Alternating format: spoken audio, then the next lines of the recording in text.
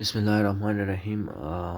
ټولو ملګرو ته د اطلاع چې ارشد شریف په نیو سینکر شهید شو او تقریبا دا شپه ده او بهر ماشومانو ته نو زه بره چت کمرې ته رالم او دلته مې ویډیو ریکارډ کړه.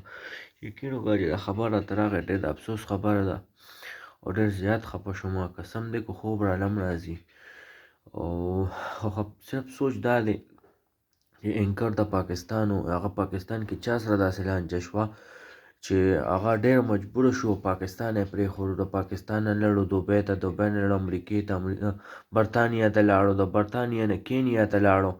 او زه هغه چې کوم ویډیوز دي هغه مسلسل ما کتلی، خو اخري چې کوم 24 ګنټې وې دې کې ته هغه ویډیو نه و راغلی، مطلب هغه ډېر دغه حالت کې و.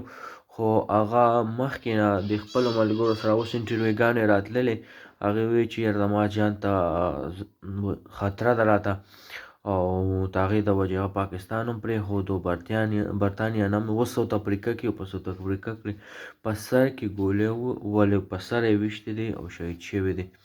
ډېر د افسوس خبره ده او بس الله تعالی دا ظالمان تباه برباد کړي چې هم دا کار کړی.